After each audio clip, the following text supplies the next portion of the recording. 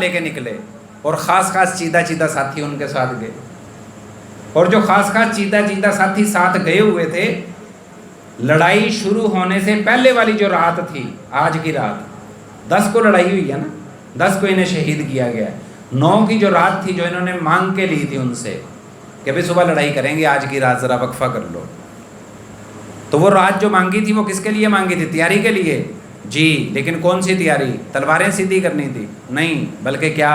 اپنے اللہ سے راز و نیاز کرنے تھے۔ اس رات کے اندر اپنے سارے ساتھیوں کو جمع کر کے حضرت امام حسین رضی اللہ تعالیٰ عنہ نے اعلان کیا تھا، بھئی حالات ہو گئے ہیں پیچیدہ اور جنگ ہونی ہے بڑی شدید قسم کی، اور لگ رہا ہے کہ ہم میں سے کوئی بھی بچنے والا نہیں، لہذا میں آپ سب کو یہ اختیار دیتا ہوں کہ آپ میں سے اس رات کے تنہائی اور اندھیرے میں جو جانا چاہے دل کی خوشی سے میں اسے اجازت دیتا ہوں وہ چلا جائے، دل کی خوشی سے اجازت دیتا ہوں،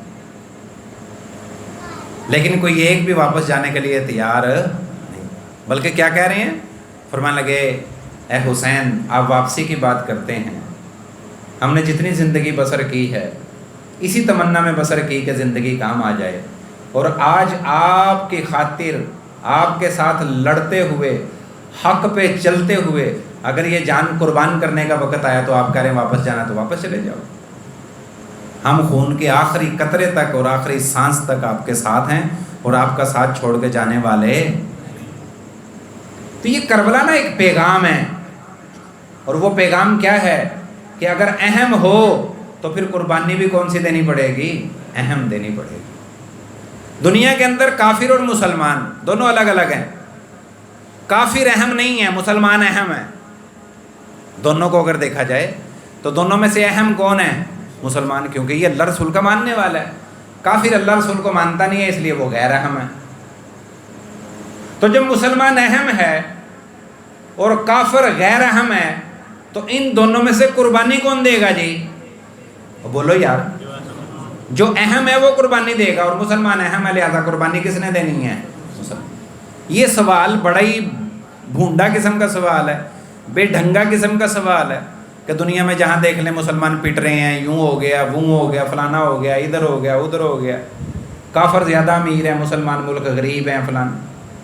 بھائیو مسلمان اہم ہیں، اور یہ شریعت کا مزاج ہے کہ اہم نے قربانی دینی ہے تو اہم کو قربانی تو دینی ہوگی، تو وہی قربانی ہم دے رہے ہیں۔ وہ فرق صرف اتنا ہے، کوئی دل کی خوشی سے قربانی دے گا جیسے حضرت امام حسین رضی اللہ تعالیٰ عنہ کے ساتھیوں نے دل کی خوشی سے قربانی دی، اور کوئی رو رو پیٹ پیٹ کے قربانی دے گا جیسے ہم دے رہے ہیں کہ رگڑا لگ رہا ہے ہمیں بھی لیکن دل کی خوشی سے نہیں، ویسے ہی رگڑا لگ رہا ہے۔ اگر دل کی خوشی سے رگڑا لگوا دیتے تو جیسے امام حسین کے ساتھ چلنے والوں نے دل کی خوشی سے اس شہادت کو قبول کیا تو آج 1440 سال کے بعد بھی یا 1400 سال بعد بھی ان کے تذکرے بھی ہو رہے ہیں، ان کے نام بھی لیے جا رہے ہیں، محبتوں کے پھول نچھاور بھی کیے جا رہے ہیں۔ ہم بھی دل کی خوشی سے اگر ان چیزوں کو قبول کر لیں تو پھر ہمارے لیے بھی دنیا میں بھی عزت ہوگی، اور تو اس طرح کی آج میں گفتگو کرنا چاہ رہا ہوں آپ سے۔ واقعہ کربلا آپ نے پورا سن رکھا ہے، پچھلے سال یہیں پہ میں نے تفصیل سے سنایا تھا، اس سے پچھلے سال بھی سنایا تھا، لیکن کربلا کے پیغام کو لو یار، کربلا کا پیغام اہم لوگوں کو قربانی دینی پڑے گی۔ اگر کربلا میں امام حسین رضی اللہ تعالیٰ عنہ کے ساتھی اپنی بیوی، اپنے بچے، اپنا کاروبار، اپنی زمینیں، اپنی تجارت ان کو مد نظر رکھتے اور ان کو دیکھ کے چلتے تو کیا پھر وہ حضرت امام حسین کا ساتھ دے سکتے تھے؟ بالکل بھی نہیں دے سکتے۔ بیویوں کو کون چھوڑے، بچوں کو کون چھوڑے، تجارت کو کون چھوڑے؟ پھر تو وہ اس میں مشغول ہو جاتے۔ انہوں نے ہر چیز سے قطع نظر، ہر چیز کو پیچھے کر کے حق کی خاطر قربانی دی۔ تو آج ہم سے بھی یہی مطالبہ ہے، اپنی تجارتوں کو، اپنی کھیتی باڑیوں کو، اپنی مزدوریوں کو، اپنی ملازمتوں کو، اپنی اولادوں کو، اپنی بیویوں رشتوں ناتوں کو، اپنی مصروفیات کو اگر ہم اللہ کی خاطر قربان نہیں کر سکتے تو ہمارا کوئی رشتہ کربلا والوں کے ساتھ مضبوطی سے قائم نہیں ہو سکتا، کوئی رشتہ نہیں مضبوطی سے قائم ہو سکتا۔ خالی زبانی جمع پونجی ہے، جتنا مرضی بول لیں ہم، اگر ان سے رشتہ قائم کرنا ہے تو اس رشتے کے قیام کے لیے، اس رشتے کی بقا کے لیے ضروری ہے کہ کربلا کے مردوں نے جو کیا وہ ہمارے مرد کریں، اور کربلا کی عورتوں نے جو کیا وہ ہماری عورتیں کریں۔ اور کربلا کے مردوں نے کیا کیا؟ کربلا کے مردوں نے کربلا کے میدان کے اندر صبر اور استقامت کو نہیں چھوڑا۔ شہید ہو رہے ہیں، تیر لگ رہے ہیں، تلوار لگ رہی، نیزے لگ رہے ہیں، سب کچھ ہو رہا ہے، لیکن ان میں سے کسی نے بھی رونا دھونا شروع نہیں کیا تھا، کوئی بھی میدان چھوڑ کے بھاگا نہیں، تو انہوں نے صبر اور استقامت کو نہیں چھوڑا۔ تو آج کے مرد سے بھی یہی مطالبہ ہے کہ وہ ربنا اللہ تو کہتا ہے، وہ کہتا ہے کہ اللہ میرا رب ہے، ثم استقاموا، لیکن جب اس پہ ڈٹنے کی ضرورت پڑتی ہے تو وہ پھر اس پہ ڈٹتا نہیں۔ تو اس کی کربلا والوں سے مشابہت نہیں ہے۔ کربلا والوں نے ربنا اللہ کہا، پھر ڈٹے بھی، وہ امام حسین کے ساتھ چلے تو پھر ڈٹے۔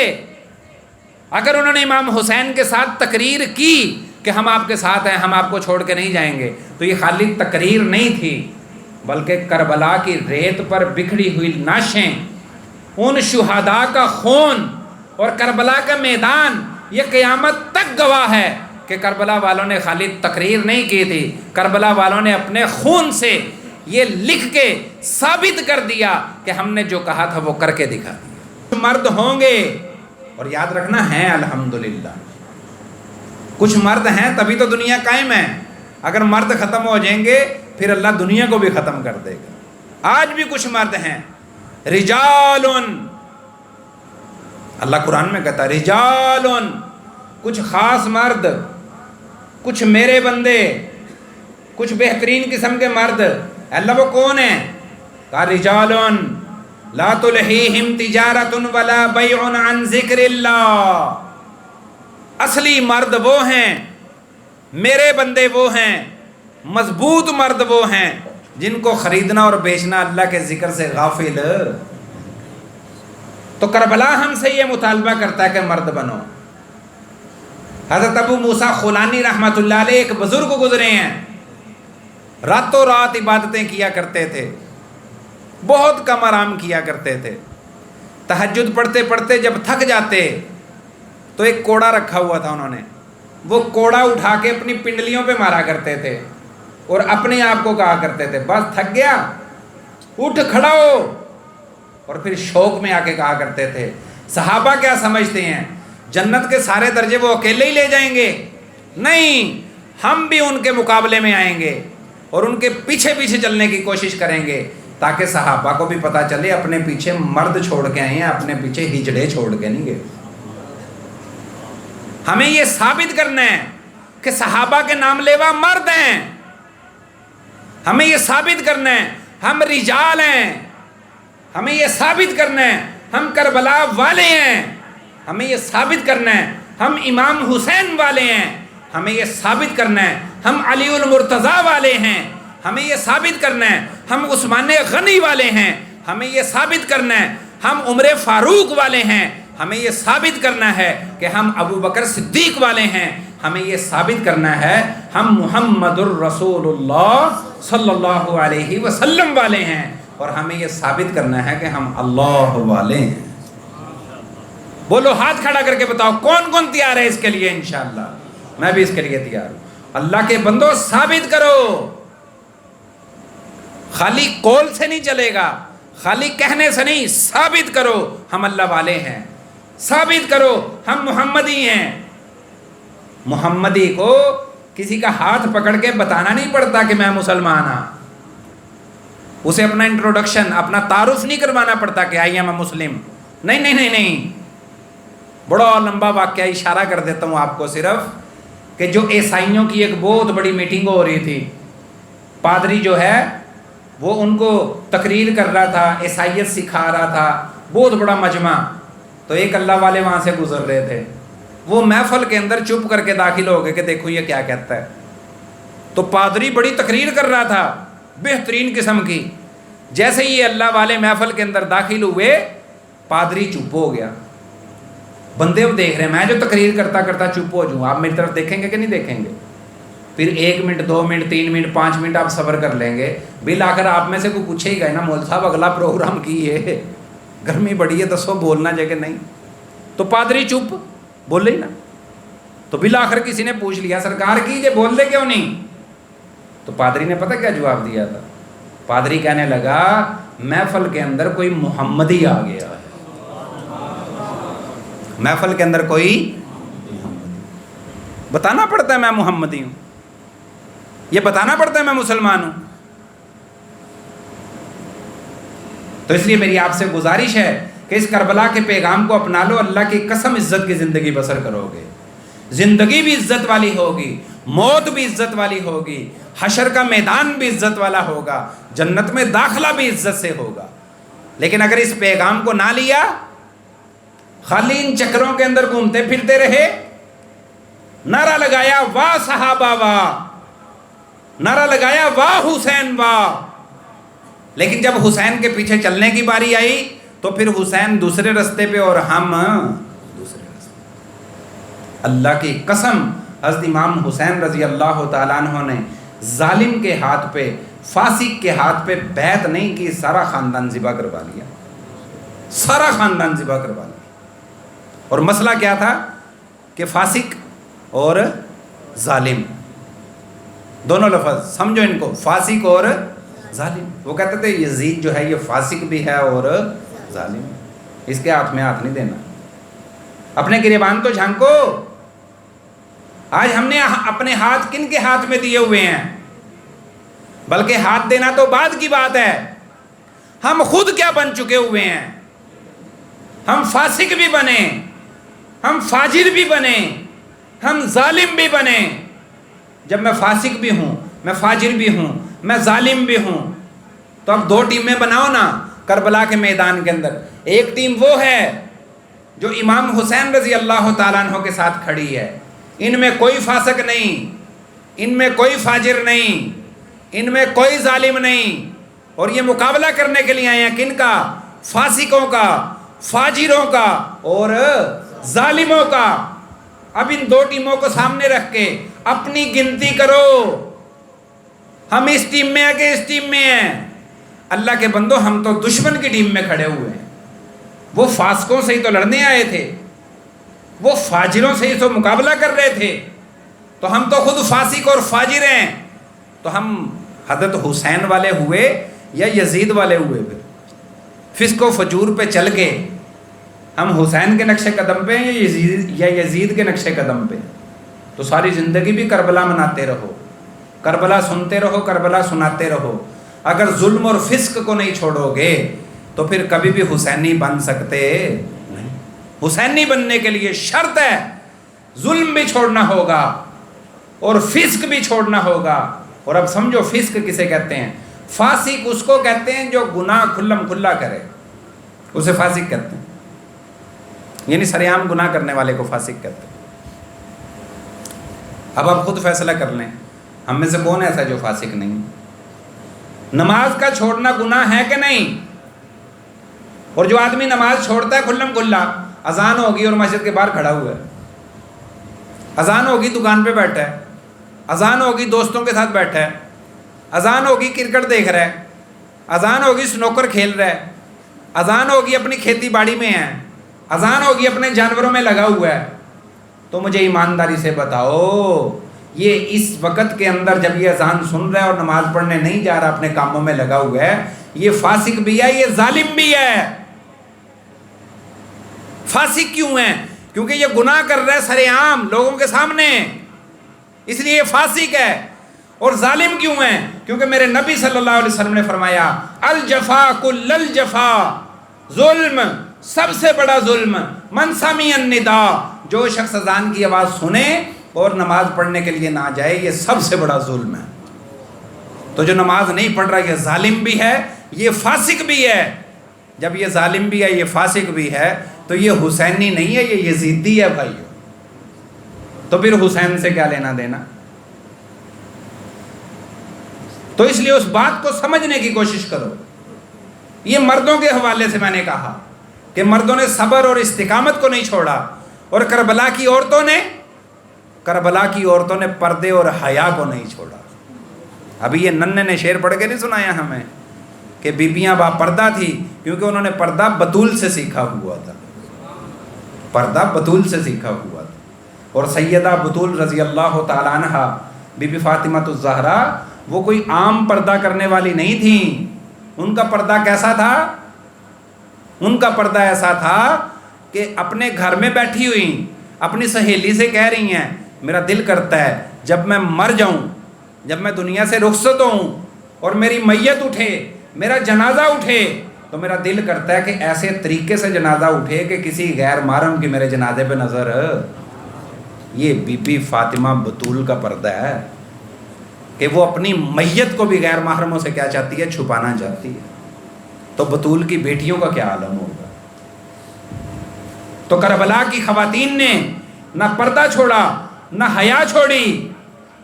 آج اگر تم یہ چاہتے ہو کہ کربلا والوں کے ساتھ اٹھو تو کربلا والوں کے ساتھ اٹھنا ہے تو اپنی عورتوں کو با پردہ اور با حیا بنانا پڑے گا. اور یہ یاد رکھو عورت کا دین مرد کے تابع ہوا کرتا ہے. اگر مرد نہیں ہے تو وہ گھر کبھی بھی اچھا گھر بن سکتا نہیں. مرد فیصلے کیا کرتا ہے. اور آج الٹا ہو گیا، آج گھر عورتوں کے ہاتھ میں چلا گیا. اس کا نقصان کیا ہوا؟ وہ عقل کی بھی ناقص ہے، وہ دین کی بھی ناقص ہے. اس کا نقصان کیا ہوا کہ بچیوں کے لباس، ان کا اپنا لباس، ان کی شادیوں میں شرکت، ان کی محفلوں میں جانا، ان کا رشتہ داریوں میں آنا جانا سب بے حیائی اور بے پردگی پہ مشتمل ہو چکا ہوا ہے. کیونکہ مرد اپنی مردانگی چھوڑ چکا ہے. وہ تو مرد ہوا کرتا تھا جو عورت کی تربیت کیا کرتا تھا کہ نہیں یہ نہیں کرنا، یہ غلط کام ہے، یہ نہیں ہو سکتا. اسی نے تو سکھانا تھا. عورت تو کمزور ہے، صنف نازک ہے، اس کو تابع کیا گیا ہے. الرجال قوامون علی النساء، مردوں کو عورتوں کے اوپر قوام بنایا ہے، ان کو قیم بنایا ہے کہ تم ان کو سنبھال لو گے. اور آج پٹھا کام ہو گیا کہ آج مردوں کو کون سنبھال رہی ہیں؟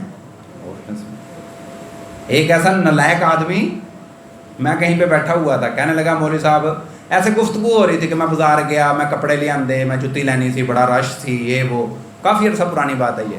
تو کوئی بندہ نا اس طرح کی بات کر رہا تھا کہ بڑا ٹائم لگ گیا میرا. تو ایک بندہ بیٹھا ہوا تھا، وہ ساری بات سن کے پتہ کیا کہنے لگا؟ کہتا مولوی صاحب میرے تو اللہ دا بڑا ہی شکر ہے، مینوں جانا ہی نہیں پہنتا، میرا جتی کپڑا بھی اللہ علی آپ ہی لے آندی ہے. اپنی بیوی کے بارے میں کہہ رہا ہے میری جتی کپڑا بھی کون لے آندی ہے؟ میری زنانی آپ ہی، مینوں جانا ہی نہیں پہنتا. میں بھی یہ بے شرمی ہے، نالائق آدمی. اس کا جتی کپڑا تو نے لا کے دینا تھا کہ تو نے اپنا بھی اس سے منگوانا تھا. تو نے اسے بازار کی رونق بنا دیا. حالانکہ عورت بازار کی رونق بنانے کی چیز نہیں. تو مردوں کے لیے کربلا کا پیغام کہ جب ربنا اللہ کہتے ہو تو ربنا اللہ کو ثابت کر کے دکھاؤ. مؤذن جب کہتا ہے اللہ اکبر تو وہ تم سے مطالبہ کرتا ہے، ڈیمانڈ کرتا ہے کہ چھوڑ اپنی دکان اور ثابت کر کہ تیری نزدیک اللہ سب سے بڑا ہے. اب جو اٹھا، جس نے وضو کیا، جس نے نماز شروع کر دی مسجد میں جا کے، اس نے ثابت کر دیا کہ اس کے نزدیک سب سے بڑا کون ہے؟ اللہ ہے. اور جو نہیں اٹھا، جو نہیں گیا، جس نے نہیں نماز پڑھی، اگرچہ وہ کہتا ہے ربنا اللہ، لیکن یہ اپنے دعوے کو ثابت نہیں کر سکتا. تو جب دعوی ثابت نہیں ہے تو پھر اس کا نتیجہ کیا نکلے گا؟ جو عورت ربنا اللہ کہتی ہے اسے ثابت کرنا ہوگا کہ جیسے بی بی بطول نے، جیسے بی بی زینب نے اپنے پردے اور حیا کا دامن نہیں چھوڑا. میں مرتی تو مر سکتی ہوں لیکن کبھی اپنے پردے اور حیا کا دامن کبھی بھی چھوڑنے والی نہیں. یہ ثابت کرنا پڑے گا. کسی پہ ہٹ کرنے کی ضرورت نہیں. وہ یوں کرتے ہیں، وہ یوں کرتے ہیں. میاں چھوڑ وہ کیا کرتے ہیں. مجھ سے سوال آج یہ پوچھا جا رہا ہے کہ میں کیا کرتا ہوں. تجھ سے سوال یہ پوچھا جاتا ہے کہ تو کیا کرتا ہے، تیرے گھر کا انداز کیا ہے. میں ایک ایک معزز شریف آدمی کو جانتا ہوں، آپ بھی سب کو جانتے ہیں، ہم ہی ہیں سب، کہ ہماری شادیوں کی محفلوں کا کیا حال ہو چکا ہوا ہے.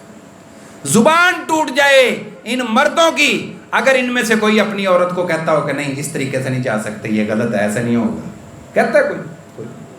خود پارلر لے کے جانا، خود ہیئر سٹائل بنوانا اور خود ان کو ہیئر سٹائل کے ساتھ مارکی میں شادی حال میں لے کے جانا، تم ثابت کر رہے ہو کہ تم کربلا والے نہیں ہو، کیونکہ کربلا والے بے حیا نہیں تھے، کربلا والے بے پرد نہیں تھے، کربلا والے بے نمازی نہیں تھے، کربلا والے بے صبرے نہیں تھے، کربلا والے توکل اور تیقن والے تھے۔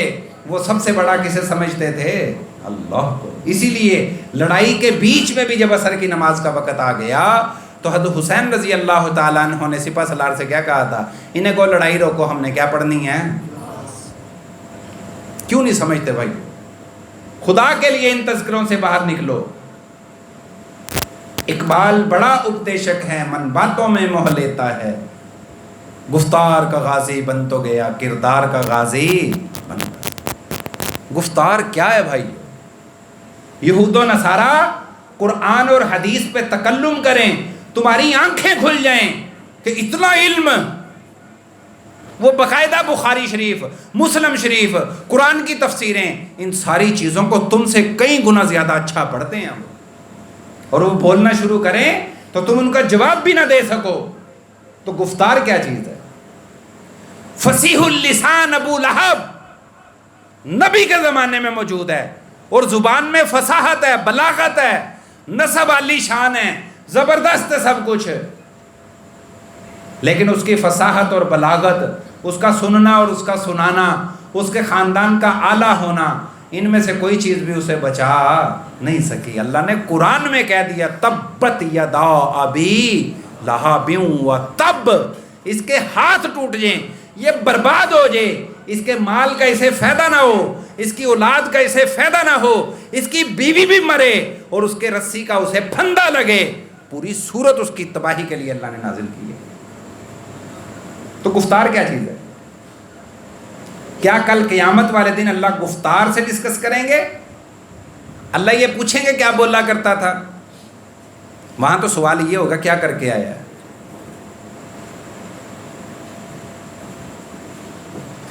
کیا وہ قرآن کی آیت؟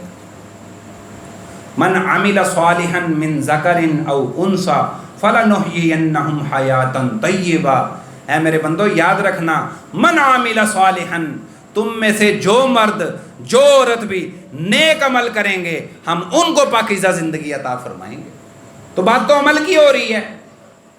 والعصر ان الانسان لفی خسر، سب برباد، سب تباہ، سب نقصان والے، کوئی بچے گا؟ کہاں بچیں گے؟